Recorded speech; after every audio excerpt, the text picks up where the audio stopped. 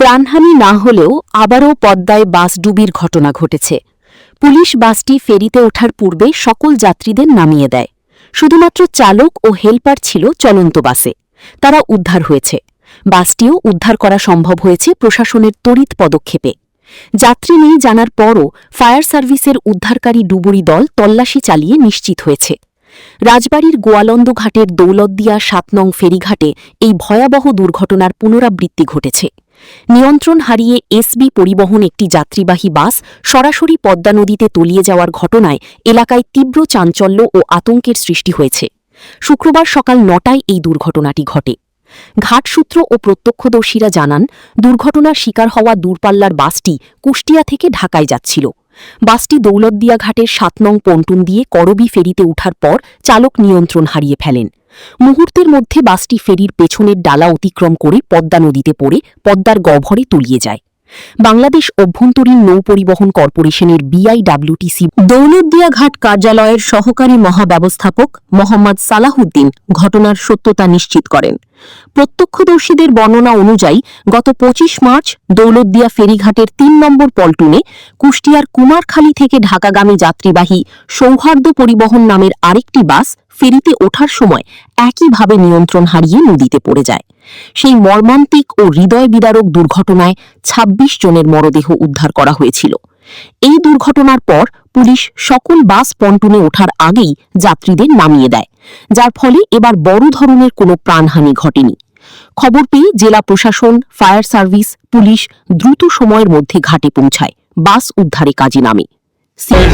আমাদের যে বাস ডুবার সংবাদটা আমরা পাওয়ার সঙ্গে সঙ্গেই আমরা রাজবাড়ী, গোয়ালন্দ, ফরিদপুর এবং মানিকগঞ্জ পাটিরা থেকে ডুবুরি দল এবং আমাদের উদ্ধারকারী দল সব দ্রুত ঘটনাস্থলে এসে আমরা ৩ জন বাসের যে সুপারভাইজার, হেল্পার, ড্রাইভার ৩ জনকে দ্রুত জীবিত উদ্ধার করে হাসপাতালে পাঠিয়ে দিয়েছি।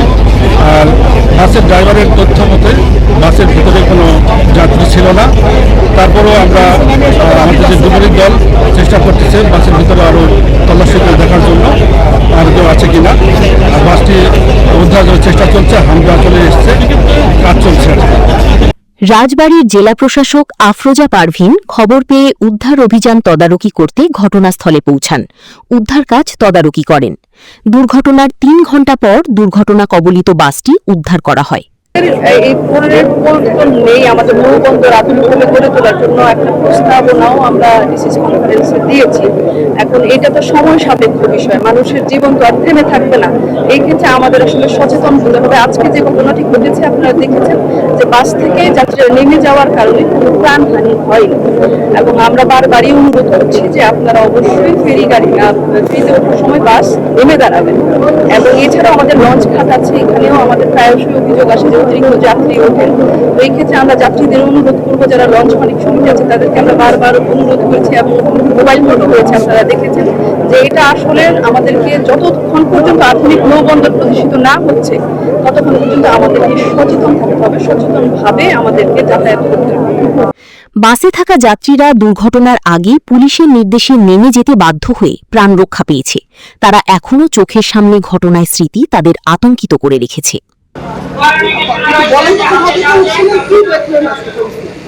বাসটা মূলত ছাড়ছে কুষ্টিয়া থেকে, আমার বাসা মেহেরপুর।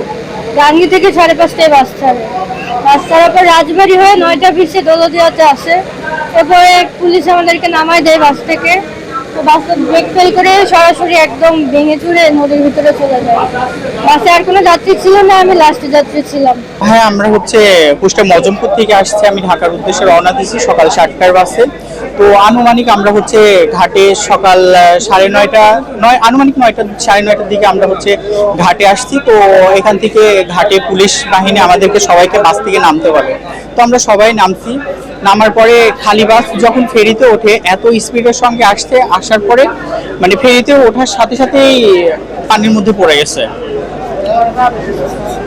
আর তেমন কোনো বাসে যাত্রী ছিল না, আমরা সবাই নেমে পড়ছিলাম। শুধু বাসে হেল্পার ছিল আর ড্রাইভার ছিল। হেল্পার আগেই ঝাঁপ দিছে আর ড্রাইভার পরে সাঁতরিয়ে উপরে উঠে আসছে।